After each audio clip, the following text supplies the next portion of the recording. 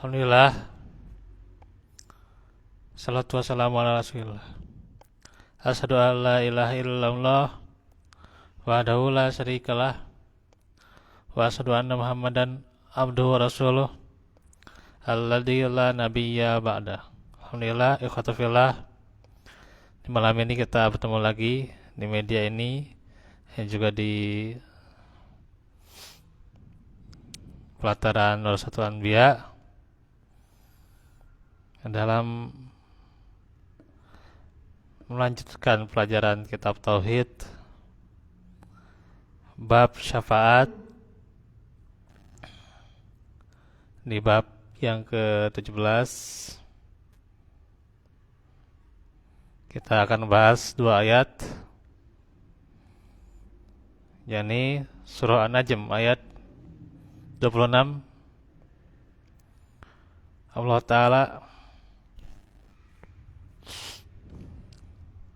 berfirman dalam ayatnya, wa kam min malakin fis samawati la tukni syafa'atuhum syai'an illa min ba'di ayya'zanallahu liman yasha'u wa yarda.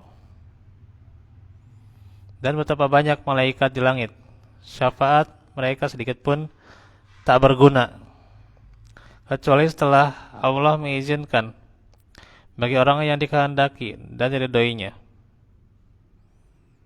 Di ayat ini menerangkan bahwa banyak para malaikat, meskipun kedudukan mereka itu sangat mulia, tinggi di hadapan Allah Subhanahu wa taala, yang mereka makhluk yang selalu taat, tak mempunyai hawa nafsu, tak mempunyai yakni satu dosa pun yang gak punya malaikat itu.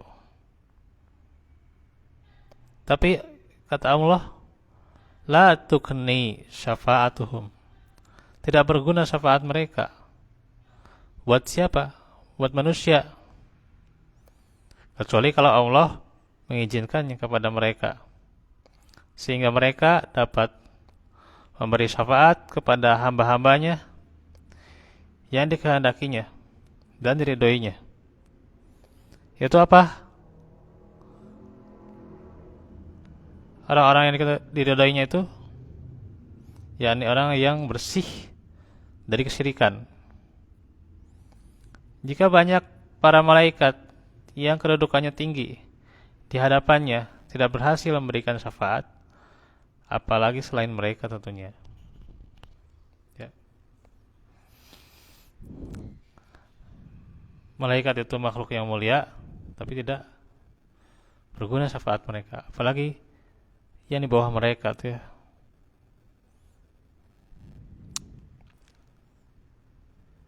Manusia sesoleh apapun yang mereka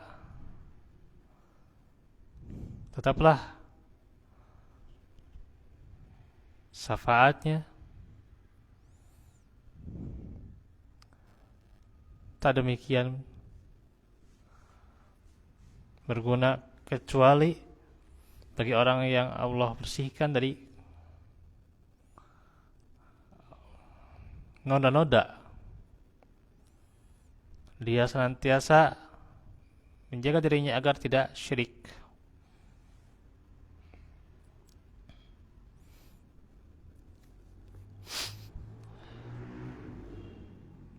Ini di ayat ini juga terdapat bantahan terhadap kaum musyrik yang meminta syafaat dari para malaikat atau selainnya. Faedahnya, yang pertama, bantahan terhadap kaum musyrik yang beribadah kepada makhluk agar mendapatkan syafaat mereka. Yang kedua, qolillahi ya, asy-syafa'ah, bahwa syafaat itu milik Allah ya. Tidak boleh diminta kecuali kepadanya. 3. Syafaat tidak bermanfaat kecuali dengan dua syarat. Apa? Dua syarat syafaat. Yang pertama, izin dari Allah kepada pemberi syafaat untuk memberikan syafaat.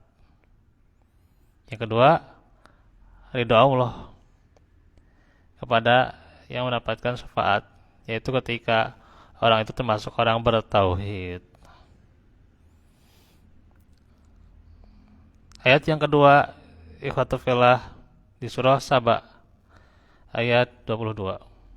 Qul ud'ul ladina za'amtum min dunillah la yamlikuna mithqala dzarratin fis samawati wala fil ard. Al-ayah. Katakanlah, serulah mereka yang kamu anggap sebagai Tuhan selain Allah. Mereka tidak memiliki kekuasaan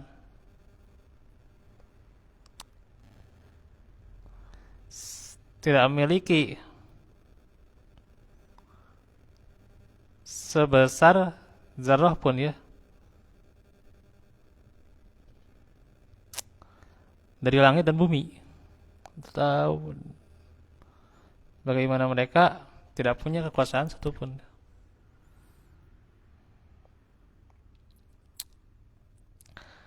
Dan mereka tidak mempunyai suatu saham pun dalam penciptaan langit dan bumi. Dan sekali-kali tidak ada di antara mereka yang menjadi pembantu baginya. Ayat ini menjelaskan bahwa Allah memerintahkan nabinya sallallahu alaihi wasallam untuk apa? Mengatakan kepada kaum musyrik sebagai bentuk tantangan.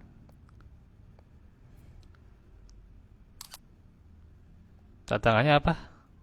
Mintalah kepada sembahan yang kamu sembah, yang kamu kira dapat memberikan manfaat ya, dan bisa menghilangkan mudarat ya, atau bahaya. Sesungguhnya sembahan-sembahan itu tidak memiliki saham, walaupun seberat zarrah ya, debu atau contohnya apa? Semut kecil, dia nggak punya. Semut segitu kecilnya, itu kan milik Allah juga. Pun langit maupun bumi. Ya, di skala yang kecil tidak punya, apalagi skala yang besar ya.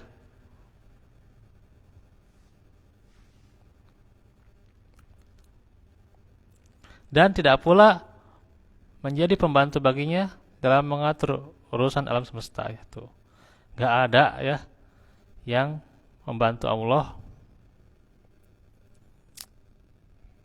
dalam mengurus alam semesta itu. Bahkan mereka juga tidak berani memberikan syafaat kecuali jika Allah mengizinkan ya. Sedangkan dia tidak mengizinkannya, yakni syafaat untuk apa? Untuk orang-orang musyrik. Singkatnya, sesembahan kaum musyrik itu sama sekali tidak punya saham sedikit pun dalam penciptaan langit dan bumi. Ya, itu kenapa disembah harusnya? Justru ditinggalkan.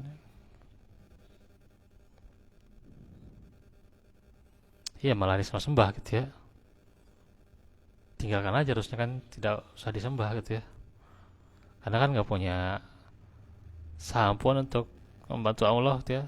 Dan Allah tidak memerlukan bantuan gitu ya.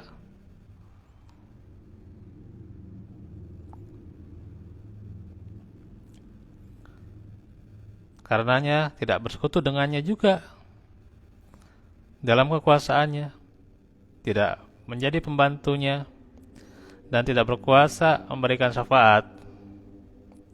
Oleh karena itu, sangat batil sekali menyembah mereka ya, menyembah berhala-berhala, patung, itu ya, atau sembahan-sembahan selain Allah. Maka ini juga bantahan terhadap kaum musyrik yang beribadah kepada para wali agar mendapat syafaat.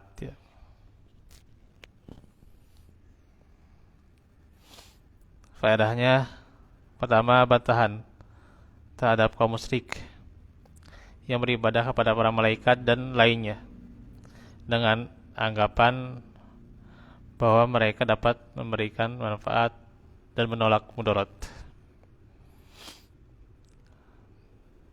Yang kedua, disyariatkan berdebat dengan kaum musyrik untuk membatalkan kemusyrikan mereka.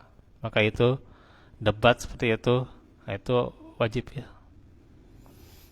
Debat karena saat itu misalnya kebatilan merajalela ya. Maka ya syariat para nabi itu apa? Di antaranya berdebat ya. Nabi Nuh, Nabi Hud ya.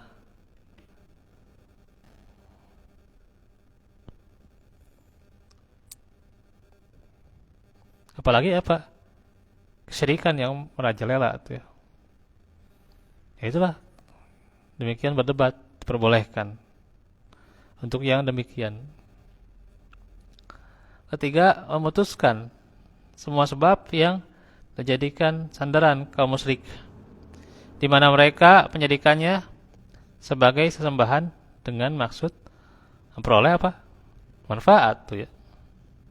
Padahal manfaat itu tidak akan terwujud kecuali jika ada satu dari 4 sifat. Itu apa? Memiliki apa yang dibutuhkan penyembahnya. 2, sebagai sekutu bagi pemiliknya. 3, sebagai pembantunya. Atau dapat memberikan syafaat dan pembelaan di hadapannya. Tapi kan semuanya tidak ada. Syaratnya satu sama sekali tidak ada. Tidak ada satupun ya syaratnya yang dipenuhi.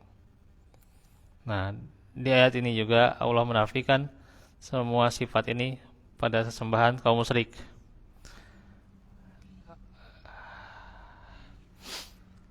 Ya Allah juga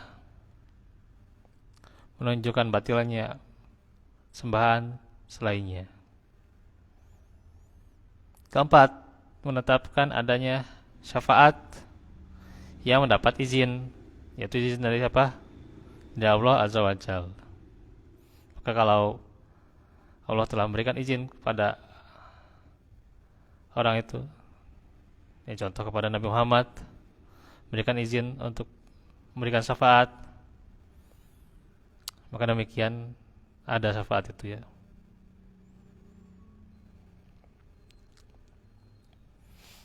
Nah, kaum musyrik itu tidak mendapatkan syafaat. Karena apa?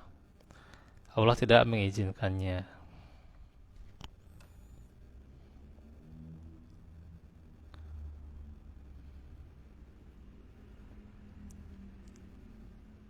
Nah, itu untuk pembahasan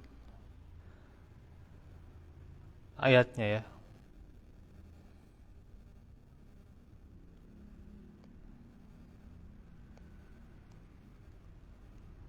Untuk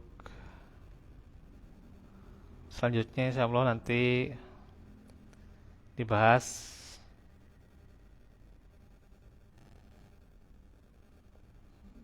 bagaimana hadis-hadis ya. Barakallahu fikum wal afu minkum. Rabbana atina fid dunya hasanah wa qina adzabannar. Rabbana atina min ladunka Umayna sudah wa taqwa al-afaf al-ghina Rabbana la tuzigh qulubana ba'da idh hadaytana wa hab lana min ladunka innaka antal wahhab. Aku qawli hadza wa astaghfirullah li wa lakum.